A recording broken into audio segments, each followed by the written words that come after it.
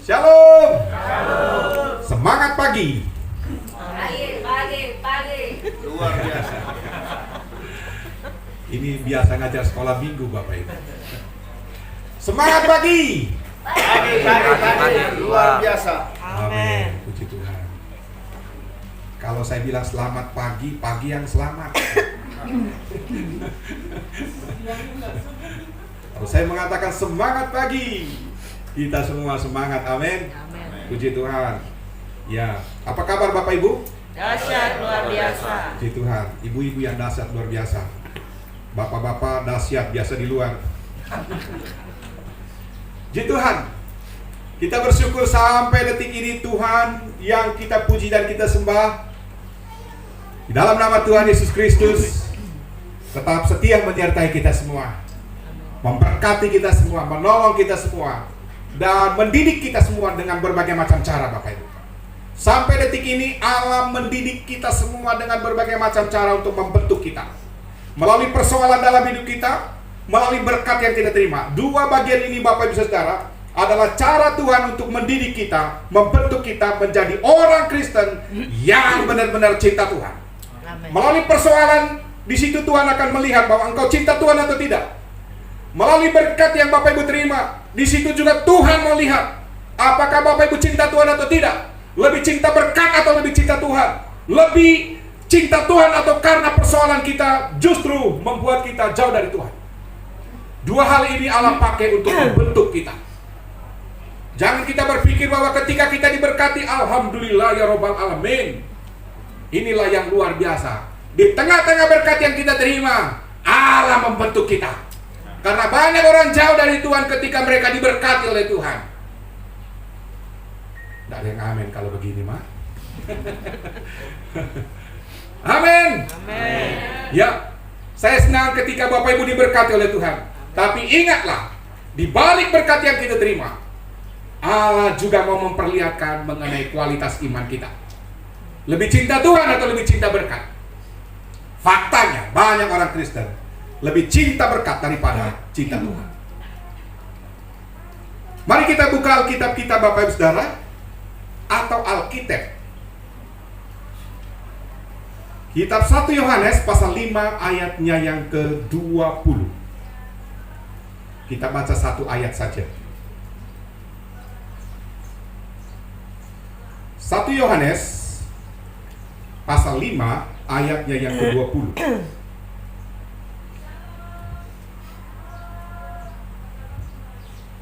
Yang belum dapat katakan amin. Semua sudah dapat, padahal masih sedang sibuk cari ya. Kita baca sama-sama, 1, 2, 3. Akan tetapi kita tahu bahwa anak Allah telah datang dan telah mengaruniakan pengertian pada kita, Supaya kita mengenal yang benar dan kita ada di dalam yang benar, di dalam anaknya Yesus Kristus. Dia adalah Allah yang benar dan hidup yang kekal. Amin. Akan tetapi kita tahu bahwa anak Allah telah datang dan telah mengaruniakan pengertian kepada kita, supaya kita mengenal yang benar, dan kita ada di dalam yang benar, di dalam anaknya Yesus Kristus. Dia adalah Allah yang benar dan hidup yang kekal. Dia adalah Allah yang benar dan hidup yang kekal. Itu sebabnya judul khotbah yang saya sampaikan pada pagi hari ini Bapak Ibu Saudara adalah Yesus Kristus adalah satu-satunya Allah yang benar. Mari kita ucapkan sama-sama, Yesus Kristus adalah satu-satunya Allah yang benar. Tanpa saya ucapkan, silakan Bapak Ibu. 1, 2, 3. Yesus Kristus adalah satu-satunya Allah yang kekal. Amin. Sekali lagi bahwa Yesus Kristus adalah satu-satunya Allah yang benar. Yesus Kristus adalah satu-satunya Allah yang benar. Puji Tuhan Bapak Ibu Saudara, di dunia ini ada banyak sekali Allah. Mungkin setiap suku punya Allahnya masing-masing, yang menurutnya benar, atau yang diakui, atau ada juga Allah yang mengakui sebagai Allah. Sesuatu yang mengaku sebagai Allah Bapak Ibu Saudara. Tetapi di luar Yesus, mereka adalah Allah-Allah yang tidak berkuasa sedikit pun. Mereka adalah Allah-Allah yang tidak memiliki kekuatan apapun yang menolong orang yang menyembahnya, Bapak Ibu Saudara. Dan mereka adalah bukanlah Allah yang benar, tetapi Yesus Kristus adalah satu-satunya Allah yang benar. Yesus Kristus adalah satu-satunya Allah yang kekal, Allah yang maha kuasa, Allah yang maha tinggi.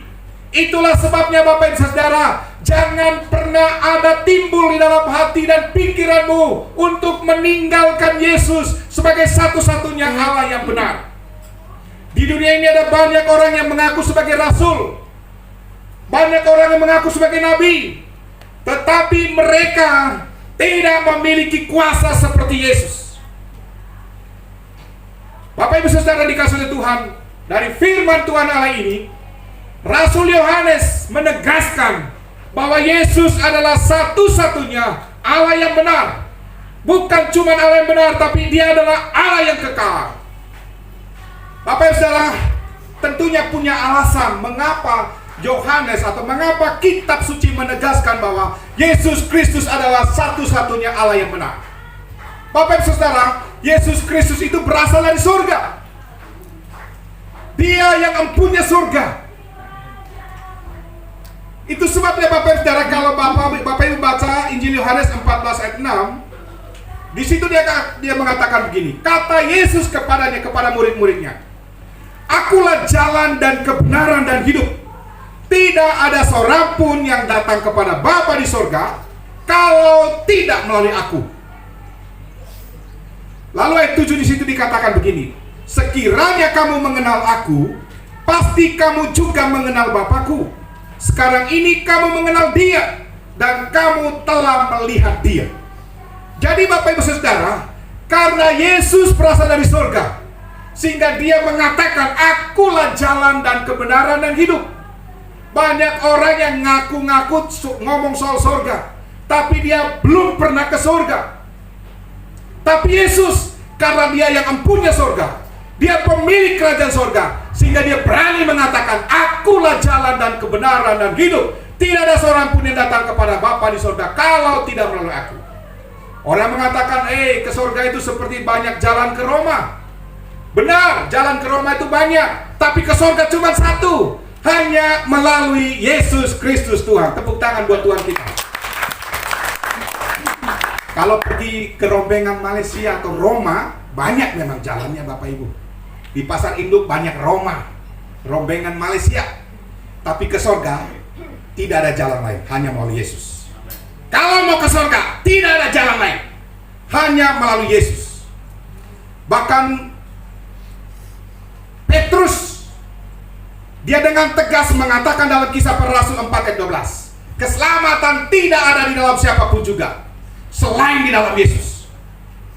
Sebab di bawah kolong langit ini tidak ada nama lain yang diberikan kepada manusia selain di dalam Yesus Kristus Tuhan.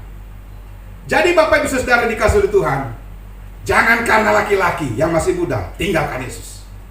Jangan karena perempuan yang laki-laki tinggalkan Yesus. Jangan karena jabatan kau tinggalkan Yesus. Jangan karena harta kekayaan kau tinggalkan Yesus. Dia tidak bisa tergantikan. Amin Bapak Ibu. Ya, justru tugas kita adalah bawa orang dari luar datang kepada Yesus, bukan kita yang meninggalkan Yesus. Cilakalah mereka yang meninggalkan Yesus, Bapak Ibu. Kemudian Bapak Ibu Saudara, Yesus satu-satunya Allah yang benar, karena kedatangannya ke dalam dunia ini ajaib Bapak Ibu. Bayangkan ribuan tahun yang lalu dinubuatkan Bapak Ibu tentang kedatangan Yesus, tentang kelahiran Yesus. Jadi Bapak Ibu Saudara, dalam Yesaya 7 ayat 14 di situ dikatakan begini, "Sebab itu Tuhan sendirilah yang akan memberikan kepadamu suatu pertanda.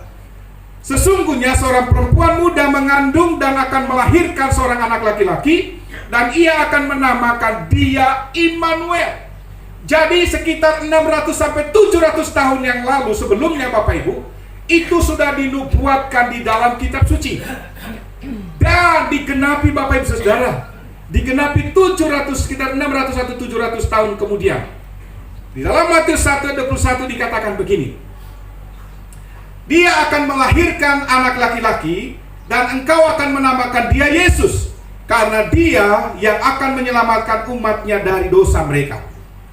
Ayat 23, sesungguhnya anak darah itu akan mengandung dan melahirkan seorang anak laki-laki, dan mereka akan menamakan dia Immanuel, yang berarti Allah menyertai kita.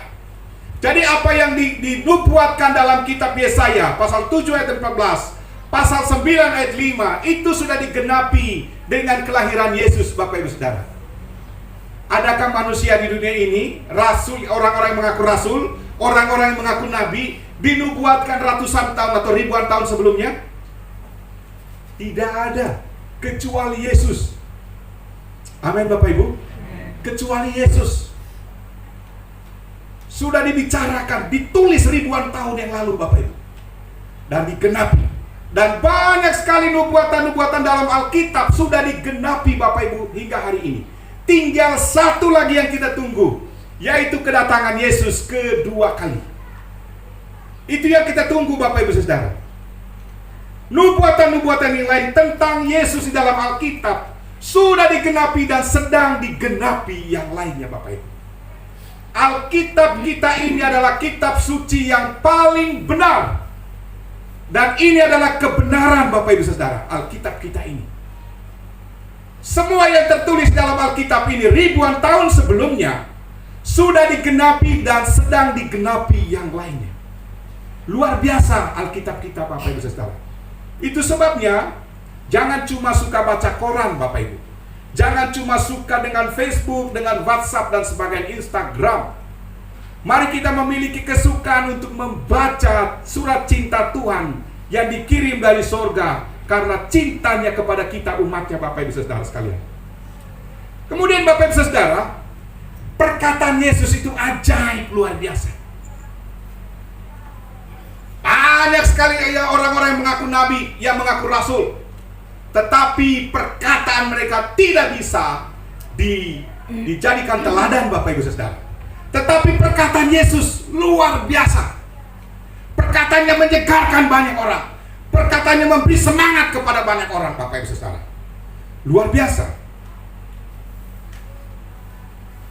Di dalam Matius pasal 7 ayat 28, di situ dikatakan begini. Orang-orang bersaksi Bapak Ibu. Orang-orang membuat sebuah statement Bapak Ibu Saudara. Dia mengatakan begini. Setelah Yesus mengakhiri perkataan ini, takjublah orang banyak mendengar pengajarannya. Pengajaran yang disampaikan oleh Yesus Bapak Ibu Saudara berbeda dengan pengajaran yang disampaikan oleh tokoh-tokoh agama pada waktu itu, khususnya orang-orang Yahudi. Karena Bapak Ibu Saudara, ketika Yesus membuka mulutnya mengucapkan pengajaran-pengajarannya, pengajaran Yesus menyenangkan, pengajaran Yesus membangkitkan semangat, pengajaran Yesus menghidupkan banyak orang yang mendengar dia Bapak Ibu. Itulah sebabnya mereka takjub mendengar firman atau pengajaran disampaikan oleh Yesus. Ketika dari mimbar seperti ini juga disampaikan pengajaran-pengajaran yang hidup, maka jemaat pasti akan mendengar dengan saksama dan tidak tertidur di tengah-tengah khotbah. Terlalu kalau misalnya dalam khotbah seperti ini jemaat tidur, lebih baik pulang tidur. Tapi saya melihat tidak ada satupun yang matanya merem-melek. Walaupun mungkin tadi malam sedang nonton bola, karena lagi demam Piala Dunia. Tapi saat firman Tuhan diberitakan, matanya menyala-nyala, pikirannya tertuju kepada apa yang disampaikan oleh Tuhan melalui hamba Tuhan yang berkhotbah Bapak Ibu Saudara. Perkataan Yesus perkataan yang hidup, perkataan yang luar biasa. Waktu dia mengusir setan kabur. Tidak ada yang berani bertahan mendengar perkataan Yesus. Bahkan orang yang kerasukan setan dengan 2000 setan, ketika Yesus mengusir setan, keluar kau.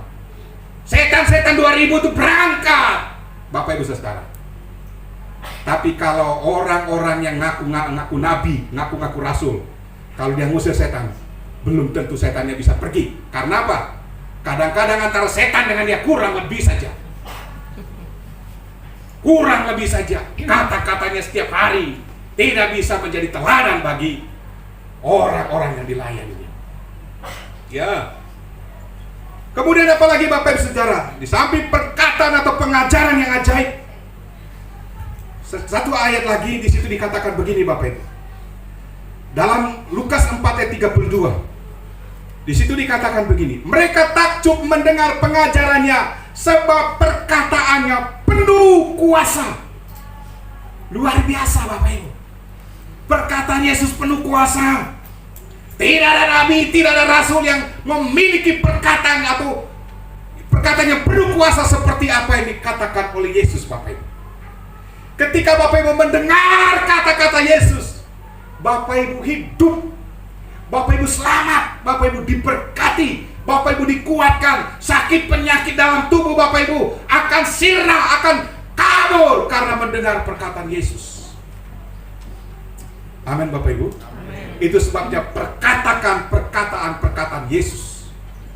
Karena pada waktu Bapak Ibu memperkatakan apa yang dikatakan oleh Yesus, perkataan yang sama, perkataan yang diucapkan oleh Yesus itu akan mendatangkan keajaiban atau mujizat terjadi dalam hidup kita. Amin Bapak Ibu. Amin. Ketimbang kita mengeluh terus, ikut pula lagu, nyanyi lagu dangdut, patah hatiku jadinya karena baru putus cinta. Bapak Ibu tahu lagu itu? Kita nyanyi sama-sama. Perbuatan Yesus juga ajaib Bapak Ibu. Ini hal-hal yang sederhana menunjukkan tentang Yesus adalah satu-satunya Allah yang benar, Allah yang Maha Kuasa. Perbuatannya ajaib Bapak Ibu, luar biasa. Apa yang dilakukan oleh Yesus Bapak Ibu Saudara, semuanya mendatangkan kebaikan bagi kita. Seperti yang saya katakan tadi bahwa kadang-kadang bagi kita sebagai anak-anak Tuhan ini, orang-orang percaya ini, Dia membentuk kita Bapak Ibu Saudara melalui dua hal ini. Bapak Ibu diizinkan oleh Tuhan mengalami masalah, karena disitulah Dia akan melihat bahwa Bapak Ibu cinta Tuhan atau tidak, atau menyalahkan Tuhan pada waktu ada masalah, atau ragu tentang kuasa Tuhan pada waktu mengalami masalah. Ketika Allah memberkati kita, bagaimana kita memperlakukan setiap berkat Tuhan bagi kita setelah ada di tangan kita? Apa yang Bapak Ibu lakukan terhadap berkat yang Allah berikan kepada kita? Di situ juga Allah mau melihat apakah kita lebih cinta Tuhan atau cinta berkat itu. Jadi Bapak Ibu Saudara yang dikasihi oleh Tuhan, sekali lagi, Yesus Kristus yang kita sembah adalah Allah yang benar. Dari tempat ini saya mau memberitahukan kepada kita, jangan pernah menukarkan Yesus dengan laki-laki. Jangan pernah menukarkan Yesus dengan perempuan siapapun. Jangan pernah menukarkan Yesus dengan harta kekayaan apapun. Jangan pernah menukarkan Yesus dengan uang sebanyak apapun. Siapa tahu setelah kita tukar Yesus dengan laki-laki, dengan perempuan, dengan jabatan, dengan harta, habis itu mati. Matinya kemana? Tahu kan Bapak Ibu? Matoinya kemana Bapak Ibu? Ke neraka, dipanggang di neraka, selama-lamanya akan mengalami penderitaan. Ya. Semakin kita diberkati, semakin kita setia kepada Tuhan. Semakin kita mengalami tantangan diizinkan oleh Tuhan. Ini Bapak Ibu, masalah-masalah yang kita hadapi itu diizinkan oleh Tuhan.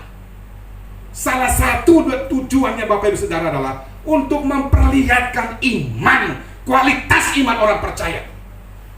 Saya pernah mengalami sakit ginjal, mau mati. Sedikit lagi nyawa saya harus melayang, dan saya disebut almarhum Salesius John. Tapi karena nyawaku ada dalam tangan Tuhan, dan Dia sedang membentuk kualitas imanku. Di tengah-tengah penderitaan itu aku bersyukur kepada Tuhan, karena aku percaya Alkitab mengatakan bahwa ketelanjangankah, penderitaankah, penganiayaankah, pedangkah, masalahkah, tidak ada yang dapat memisahkan aku dari kasih Kristus. Roma pasal 8. Jadi Bapak Ibu Saudara, kalau kita diizinkan Tuhan mengalami masalah, jangan mudah menyalahkan Tuhan. Jangan mudah meragukan kuasa Tuhan. Allah sedang membentuk dan memperlihatkan kualitas imanmu melalui masalah-masalah yang kita hadapi dalam hidup ini. Mereka yang memiliki kualitas iman yang seperti apa yang diizinkan, yang dikehendaki oleh Tuhan, dia akan bertahan sampai pada kesudahannya. Itu sebabnya Bapak Ibu Saudara, bukan kebetulan Allah izinkan kita mengalami gelombang-gelombang kehidupan di dunia ini, tapi kita tetap jadikan Yesus sebagai kapten yang number one untuk kita. Amin Bapak Ibu. Amin. Walaupun kita mengalami goncangan-goncangan dalam kehidupan kita setiap hari, dalam hal apapun, kalau Yesus kita jadikan sebagai kapten, kalau Yesus sebagai pilot kita di udara, walaupun pesawat menari-nari, haleluya, nyanyilah, makin dekat Tuhan. Waktu kemarin saya pulang dari Surabaya, dalam perjalanan seperti jalan menuju ke Sajo Benau, itu pesawat, pokoknya saya bilang, oh Tuhan, aku semakin dekat dengan Engkau. Dikit lagi dekat dengan Tuhan sampai ke atas ini. Tapi kalau bisa, janganlah terjadi seperti ini Tuhan. Yang lain selalu macam-macam doa dinaikkan. Ada yang mengatakan Allahu Akbar, Allahu Akbar, macam-macam. Kita sebagai anak-anak Tuhan menyanyi, Yesus ajar, Tuhanku ajar. Jangan panggil mama, mama. Hah, masa imanmu pada mama? Kita punya Yesus yang hebat, amin, yang sanggup menolong kita. Ya, ada banyak Bapak Ibu selama ini, beberapa kali Tuhan izinkan saya hampir mati, hampir almarhum, tapi Allah menyelamatkan. Luar biasa.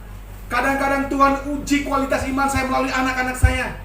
Anak saya yang pertama Lydia itu sudah mati, kira-kira 20 menit dia mati, tapi Tuhan yang mengizinkan dia mati, hidup kembali. Itu sebabnya saya bilang sama Lydia, jangan kau main-main dengan Tuhan, layanilah Tuhan. Itu sebabnya engkau dipelihara oleh Tuhan, tidak mati dulu. Ya, kalau Tuhan mau dulu, waktu itu sekaligus, nggak perlu bangkit lagi. Tapi karena Tuhan punya rencana dalam hidupmu, maka engkau pakai hidupmu untuk memuliakan Tuhan. Sama seperti Bapak Ibu dalam ruangan ini, saya percaya Bapak Ibu sudah melewati maut sampai hari ini. Bapak Ibu melewati malapetaka sampai hari ini, karena Allah punya rencana dalam hidup Bapak Ibu. Allah mau supaya melalui Bapak Ibu Saudara namanya dimuliakan. Banyak orang mendengar Injil, banyak orang dimenangkan melalui Bapak Ibu Saudara sekalian. Itu sebabnya jangan hidup untuk diri sendiri. Amin Bapak Ibu. Karena Yesus adalah satu-satunya Allah yang benar, Dia menyediakan hidup kekal bagi kita semua Bapak Ibu. Nggak amin ya Bapak Ibu ya? Dia menyediakan hidup kekal bagi semua orang yang percaya kepadanya. Ayat 13 di situ dikatakan begini, semuanya itu kutuliskan kepada kamu, supaya kamu percaya di dalam nama anak Allah, Yesus Kristus. Tahu bahwa kamu memiliki hidup kekal. Hari ini saya berteriak dari mimbar ini, memberitahukan kepada Bapak Ibu Saudara sekalian, bahwa tidak sia-sia Bapak Ibu percaya kepada Yesus, karena Bapak Ibu memiliki hidup kekal. Badan kita secara fisik ini akan mati, tetapi setelah itu seperti kita mengedip mata saja Bapak Ibu Saudara. Ketika kita menghembuskan nafas terakhir, cilukba, kita masuk di dalam kekekalan dalam kerajaan sorga. Itu janji Tuhan Bapak Ibu. Ini harus diaminkan. Semua orang yang percaya kepada Yesus akan mendapatkan hidup yang kekal di dalam kerajaan sorga. Tetapi mereka yang menolak Yesus, mereka akan mendapatkan hukuman kekal di dalam api neraka. Ada yang bermimpi ke sana? Daftar nanti sama saya kalau ada. Karena Yesus adalah satu-satunya Allah yang benar, maka Dia akan mengabulkan doa-doa kita, Bapak Ibu. Amin. Jangan malas berdoa. Jangan cuma doa makan saja, doa tidur saja. Ambillah waktu berdoa. Amin, Bapak Ibu. Berdoa. Di mana saja, kapan saja kita berdoa. Nggak harus masuk kamar. Walaupun kadang-kadang kita harus masuk kamar untuk berdoa, lipat kaki di hadapan Tuhan. Di dalam doa ada keajaiban Tuhan. Orang-orang yang suka berdoa, dia akan menikmati hadirat Tuhan yang menguatkan dia menghadapi tantangan apapun dalam hidup ini. Yohanes 5:14 ayat 15 itu dikatakan begini. Dan inilah keberanian percaya kita kepadanya, yaitu bahwa Ia mengabulkan doa kita jikalau kita meminta sesuatu kepadanya menurut kehendaknya. Ini harus diperhatikan, Bapak Ibu. Jika kita meminta sesuatu kepadanya menurut kehendaknya, lalu dikatakan apa? Ya pasti akan mengabulkannya, Bapak Ibu. Dan jikalau kita tahu bahwa Ia mengabulkan apa yang kita minta, maka kita juga tahu bahwa kita telah memperoleh segala sesuatu yang telah kita minta kepadanya. Inilah iman, Bapak Ibu.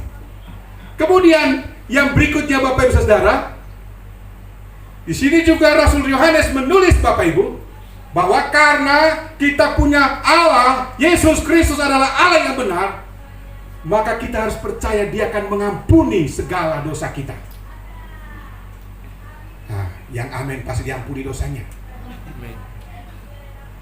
Karena kita memiliki Allah yang benar di dalam Yesus Kristus Tuhan, Allah berjanji bahwa Dia akan mengampuni dosa anak-anaknya. Adakah di antara kita yang tidak pernah melakukan dosa tiap hari? Ada, Bapak Ibu? Boleh angkat tangannya? Sekaligus angkat kakinya, nggak perlu ada di sini. Tapi saya percaya kita semua adalah anak-anak Tuhan yang memang tidak pernah bebas dari dosa. Orang pegang HP saja ada yang nggak pakai celana lagi di lewat situ. Orang-orang yang kita lagi pegang HP saja ada orang yang melakukan hal-hal yang jahat di situ dalam HP kita. Itu juga menimbulkan dosa. Tetapi Bapak Ibu Saudara, bagi orang-orang percaya, Allah memberikan solusi kepada kita, jalan keluar kepada kita, supaya kita minta ampun kepada Tuhan atas semua dosa-dosa kita. 1 Yohanes 1:9 di situ dikatakan, jika engkau mengaku dosamu, Allah itu setia dan adil, yang akan mengampuni segala dosamu dan menyucikan kamu dari segala kejahatanmu.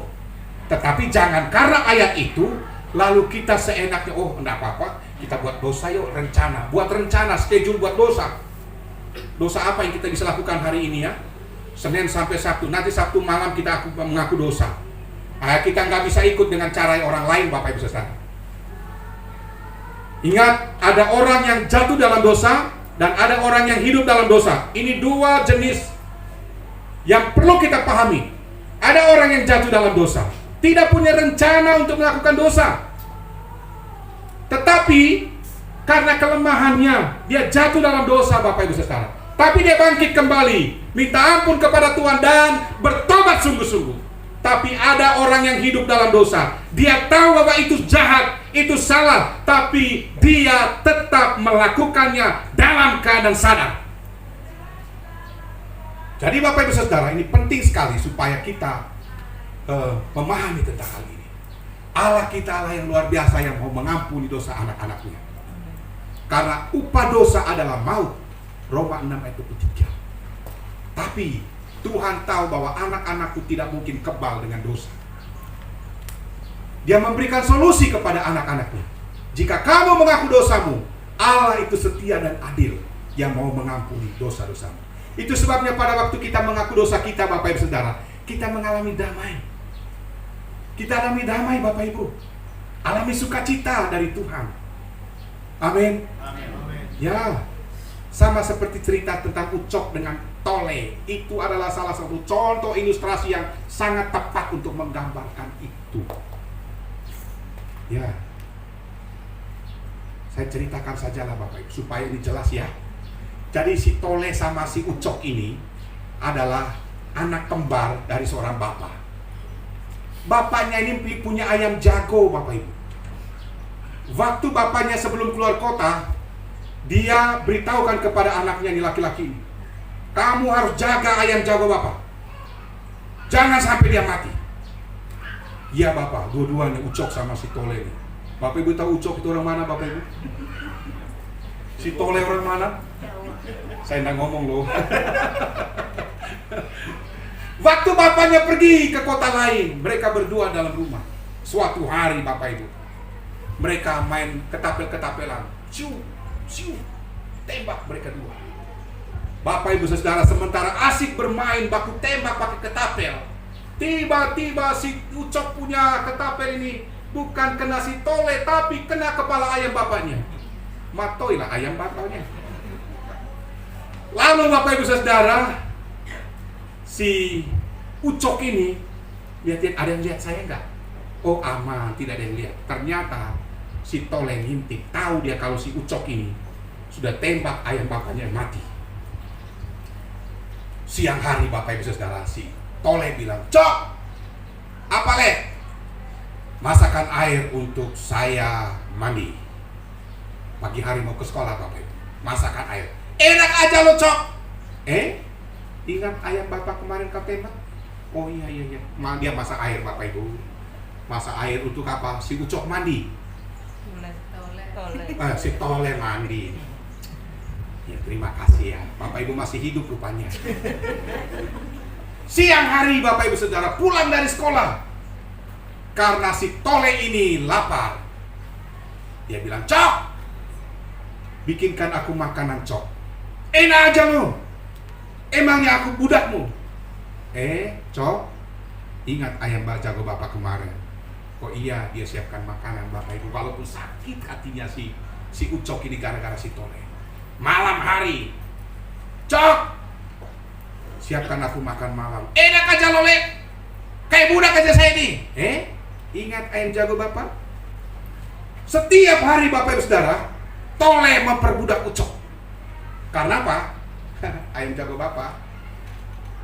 Lalu Bapak Ibu Saudara, waktu bapaknya pulang dari luar kota, si Ucok ini dia sembunyi di bawah kolong tempat tidur. Lalu Bapak Ibu Saudara, bapaknya tahu kalau si Ucok ini telah melakukan perbuatan yang salah. Lalu dia panggil Ucok. Merayaplah si Ucok dari kolong tempat tidur. Dia keluar, dia berlutut depan bapaknya. Bapaknya bilang apa? Si Ucok bilang apa? Pak, aku minta maaf, aku minta ampun Pak. Aku sudah lakukan kesalahan sama Bapak. Aku sudah menembak ayam Bapak dan mati. Bapaknya bilang apa? Bapaknya nggak tampar dia, Bapak Ibu, nggak tendang dia. Aduh Cok, anakku, kamu lebih berharga daripada ayam nak. Sini nak, nggak usah berlutut begitu. Berdiri, dia berangkul anaknya. Si Ucok ini menangis damai dalam hatinya. Tenang Bapak Ibu, orang yang dosanya diampuni pasti tenang. Sukacita Bapak Ibu Saudara. Setelah Ucok ini diampuni oleh bapaknya, sore hari si Tole nggak tahu nih. Dia teriak lagi, Cok, siapkan saya makan malam Cok. Si Ucok bilang apa? Enak aja loh, kau siapkan makan malam tuh saya. Lalu si Tole bilang apa? Ingat ayam jago Bapak yang mati?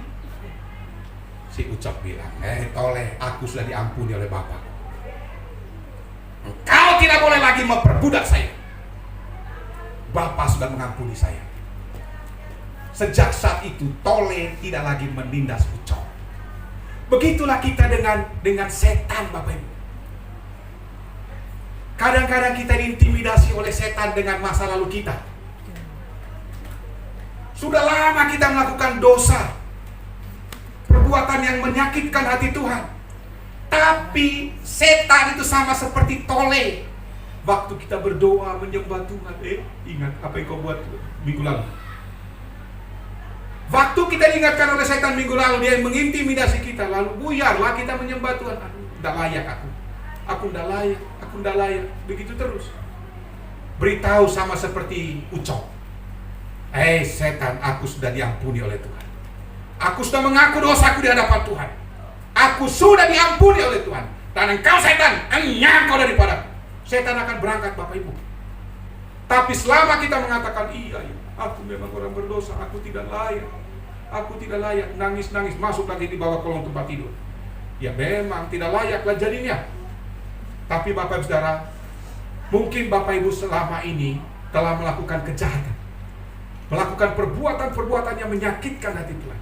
Tapi ketika Bapak Ibu minta ampun kepada Tuhan dan berjanji untuk bertobat sungguh-sungguh di hadapan Tuhan, Allah mengampuni. Jangan biarkan setan mengintimidasi Bapak Ibu. Amin. Ya, lawan setan itu seperti Ucok bilang, toleh, kau tidak lagi memperbudak saya. Bapakku sudah mengampuni aku. Jadi Bapak Ibu Saudara, Tuhan mengampuni dosa kita. Bayangkan kalau Tuhan tidak mengampuni dosa kita, apa jadinya kita? Tapi ingat Bapak Ibu, ada dosa yang mendatangkan maut. Dosa yang mendatangkan maut seperti dalam firman ini adalah orang-orang yang tidak mau mengampuni kesalahan orang lain. Kesalahannya dia minta ampun kepada Tuhan, tapi kesalahan orang lain terhadapnya dia tidak mau mengampuni. Itu adalah dosa. Tuhan bilang apa? Kalau kamu tidak mau mengampuni orang yang bersalah kepadamu, maka Bapamu di sorga juga tidak akan mengampuni kamu. Kalau Bapa di sorga tidak akan mengampuni kamu, berarti kita tidak diterima dalam kerajaan sorga, Bapak Ibu. Itu sebabnya Bapak Ibu Saudara yang saat ini mungkin telah diperlakukan dengan jahat oleh orang lain, dan itu menyakitkan hati Bapak Ibu Saudara, mari kita memiliki stok pengampunan untuk mengatakan, aku mengampuni kamu. Ciri orang yang sudah mengampuni Bapak Ibu Saudara, pertama, dia berdoa untuk orang yang menyakitinya. Kedua, dia minta ampun kepada Tuhan, kepada orang yang telah menyakitinya, dan minta berkat kepada orang itu. Kadang-kadang waktu kita minta berkat kepada orang yang telah menyakiti kita, enak aja, dia mau diberkati melalui doa saya. Seharusnya aku minta kutuk turun atas dia. Tapi Tuhan Yesus ajarkan, mintalah berkat untuk mereka. Bapak Ibu Saudara, ini adalah ajaran yang hebat dari Tuhan kita Yesus Kristus. Karena apa? Dia adalah satu-satunya Allah yang benar. Amin Bapak Ibu. Amin. Mari kita bangkit berdiri, kita akan merenungkan firman Tuhan ini.